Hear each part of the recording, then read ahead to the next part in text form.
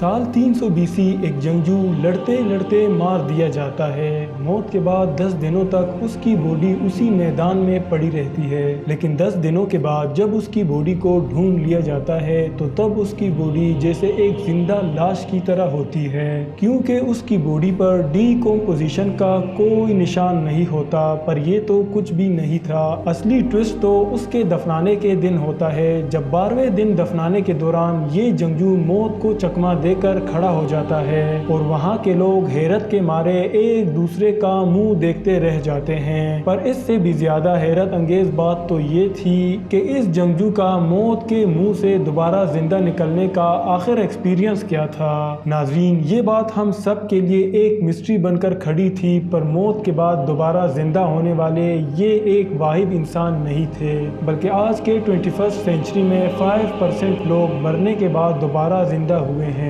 और इन सब की कहानी भी इसी वेरियर की तरह सिमिलर ही होती है। दोस्तों, अब आपको ये बात जानकर काफी हैरत होगी कि इन सब कहानियों को साइंटिस्ट ने प्रूफ करके भी दिखाया है, लेकिन ये कहानियां कौन सी हैं और ये प्रूफ आखिर क्या है। नाजरीन, ब्रेन स्कैम के दौरान मरने वाला पेशेंट एक 87 साल के कैनेडियन नेशनल थे। इनको एपिलेप्सी यानी कि मिर्गी की बीमारी थी। इस बीमारी की वजह से उनको बैठे बैठे दौरे पड़ने लग जाते थे और इसी वजह से डॉक्टर्स उनकी ब्रेन वेव्स को मॉनिटर करने के लिए EEG परफॉर्म कर रहे थे। EEG यानी इलेक्ट्रोएन्सेफेलोग्राम एक ऐसा टेस्ट होता है जिसमें ब्रेन में चलने वाली इलेक्ट्रिकल एक्टिविटी को मॉनिटर किया जाता है। इस टेस्ट के लिए कई इलेक्ट्रोड्स को पेशेंट के सर पर रखा जाता है और ब्रेन सेल से प्रोड्यूस होने वाले इलेक्ट्रिकल चार्जेस को डिटेक्ट करता है और फिर कंप्यूटर स्क्रीन पर शो करता है। अब इस टेस्ट के रिजल्ट से डॉक्टर्स को कैसे मालूम पड़ता है कि इस वक्त पेशेंट के दिमाग में आखिर क्या चल रहा है। ये जानने के लिए ज़रूरी है कि पहले हम ब्रेन एक्टिविटी का कॉन्सेप्ट समझ लें। दोस्तों, हमारे दिमाग में 86 बिलियंस के लगभग न्यूरॉन्स होते हैं। ये न्यूरॉन्स एक दूसरे से इलेक्ट्रिकल सिग्नल्स की मदद से कम्युनिकेट करते हैं, लेकिन ये सिग्नल्स तो कुछ भी नहीं बल्कि हमारे ब्रेन वेव जैसे EEG की मदद से मेजर किया जाता है। बेसिकली EEG मशीन एक ऐसा डिवाइस है जो सिंगल न्यूरॉन्स की एक्टिविटीज को मेजर नहीं करता, क्योंकि इंडिविजुअल सेल के जरिए क्रिएट हुए सिग्नल काफी छोटे होते हैं, जिसकी वजह से एक्यूरेट सिग्नल्स को डिटेक्ट करना तकरीबन नामुमकिन होता है। फॉर एग्जांपल, किसी इवेंट में हजारों लोग मौजूद हो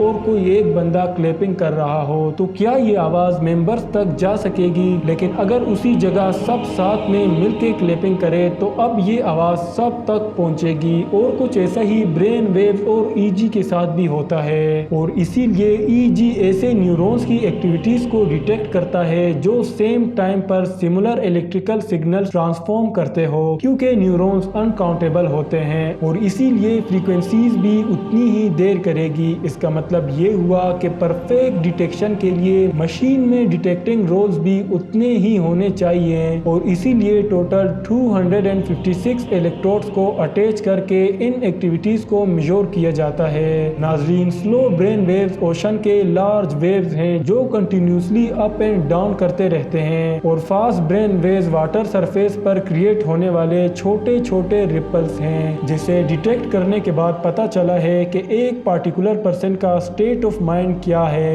ये सब कुछ सिर्फ 5 ब्रेन वेव्स का होता है, जिसे साइंटिस्ट ने गामा, बीटा, अल्फा, थीटा और डेल्टा का नाम दिया गया है। अल्फा वेव्स का पैटर्न कुछ इस तरह का होता है और इसकी फ्रीक्वेंसी 8 से लेकर 12 हर्ट्ज तक होती है, यानी कि एक सेकंड में ये वेव्स 8 से लेकर 12 मरतबा तक बनती है। हमारा ब्रेन अल्फा वेव्स तब प्रोड्यूस करता है जब हमारा दिमाग बिल्कुल रिलैक्स होता है, ठीक उस वक्त जब हम अपनी नींद पूरी करके बेड पर ही रिलैक्स कर रहे होते हैं। नाजरीन, अब बात करते हैं बीटा वेव्स के बारे में। बीटा वेव्स का पैटर्न कुछ इस तरह का होता है जिसकी फ्रीक्वेंसी 12.5 से लेकर 30 हर्ट्ज तक होती है और ये तब प्रोड्यूस होता है जब हम अच्छी तरह अपने काम में मसरूफ रहते हैं। इसके अलावा बीटा वेव्स तब भी प्रोड्यूस होती है जब हम कुछ सोच रहे होते हैं या फिर किसी काम को काफी तवज्जो के साथ कर रहे होते हैं। और गामा वेव्स की फ्रीक्वेंसी 25 से लेकर 140 हर्ट्ज तक होती है और ये तमाम ब्रेन वेव्स में सबसे ज्यादा फ्रीक्वेंसीज वाली वेव होती है। हमारा ब्रेन गामा वेव वेव्स तब प्रोड्यूस करता है जब हम बहुत ज़्यादा एक्टिव होते हैं और किसी इंतहाई कॉम्प्लेक्स किस्म के काम कर रहे होते हैं। जो लोग बहुत ज़्यादा इंटेलिजेंट होते हैं और किसी भी मुश्किल प्रॉब्लम का मिनटों में सॉल्यूशन निकाल लेते हैं, तो समझ लीजिए कि ये गामा वेव्स का ही काम है। अब बात करते हैं डेल्टा वेव्स की। डेल्टा वेव्स की फ्रीक्वेंसीज तमाम ब्रेन वेव में सबसे कम होती है।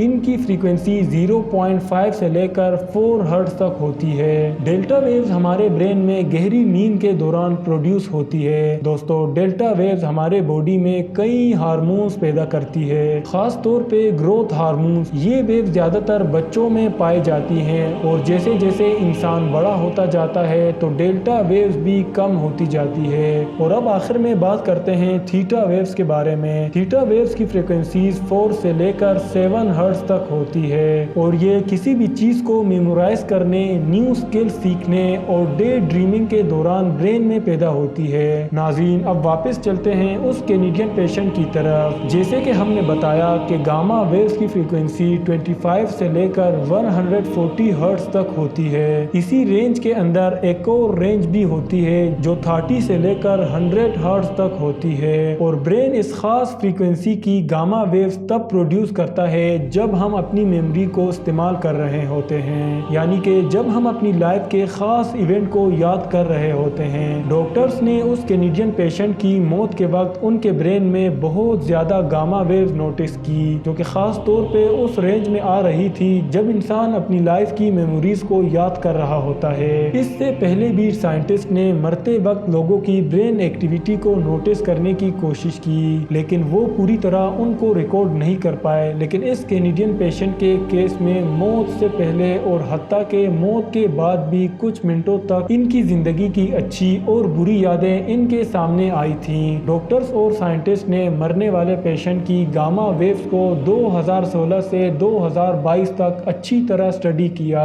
और फिर ये रिजल्ट निकाला कि मरते वक्त इंसान अपने लाइफ इवेंट्स को याद करता है। डॉक्टर्स और रिसर्चर्स की फाइंडिंग का कोई खास सबूत तो नहीं है, लेकिन इनकी फाइंडिंग को साबित करने के लिए उन पेशेंट से भी राब्ता किया गया जो किसी बीमारी की वजह से मरते मरते बचे थे, या फिर कुछ ऐसे पेशेंट जिनको लास्ट मोमेंट पे हॉस्पिटल पहुंचाकर उनकी जान बचा ली जाती है। जब उन लोगों से पूछा गया तो उनका भी यही कहना था कि उनके सामने जैसे किसी ने उनकी लाइफ का फ्लैशबैक लगाया हो। ये एक्सपीरियंस किसी एक दो लोगों ने फेस नहीं किया, बल्कि कई लोगों से इस बात की तस्दीक हुई है। डॉक्टर्स और रिसर्चर्स ने 2016 से इस ब्रेन स्कैन को पब्लिक इस वजह से नहीं किया क्योंकि एक तो वो इसे अच्छी तरह स्टडी करना चाहते थे, इसके अलावा वो किसी और इंसान का भी मरते वक्त ब्रेन स्कैन इस कैनेडियन पेशेंट के स्कैन से मैच करना चाहते थे। लेकिन डॉक्टर इस काम में नाकाम ही रहे। अब क्योंकि डॉक्टर के पास सिर्फ एक ही शख्स का मरते वक्त का ब्रेन स्कैन था, इसी वजह से उनकी ये फाइंडिंग काफी कंट्रोवर्शियल भी है। डॉक्टर्स और रिसर्चर्स ने पेपर में ये भी लिखा है कि ये पेशेंट ऑलरेडी एक बीमारी से गुजर रहा था जिसकी वजह से वो बहुत टेबलेट्स लेता था। ये टेबलेट्स भी ब्रेन एक्टिविटी को अल्टर कर सकती है जिसकी वजह से रिजल्ट में फर्क पड़ सकता है। लेकिन इस बात के काफी चांसेस हैं कि जब इंसान मर रहा होता है तो उसके सामने उसकी पूरी जिंदगी का एक फ्लैशबैक लगा होता है। और अगर वाकई ये बात सच है तो जिसने अपनी जिंदगी में अच्छे काम किए होंगे तो मरते वक्त उसके सामने वैसी ही चीजें रिपीट होंगी, और जाहिर है जिसने बुरे काम किए होंगे उसके सामने फ्लैशबैक भी वैसा ही होगा। तो दोस्तों, उम्मीद करते हैं कि हमारी ये वीडियो भी आपको ज़रूर पसंद आई होगी। अगर आपको हमारी वीडियो पसंद आई तो कमेंट सेक्शन में ज़रूर इजहार कीजिएगा। अगर आप स्ट्रेंजर अंडर वाटर सिटी के बारे में जानना चाहते हैं तो हमारी इस वीडियो में देख सकते हैं।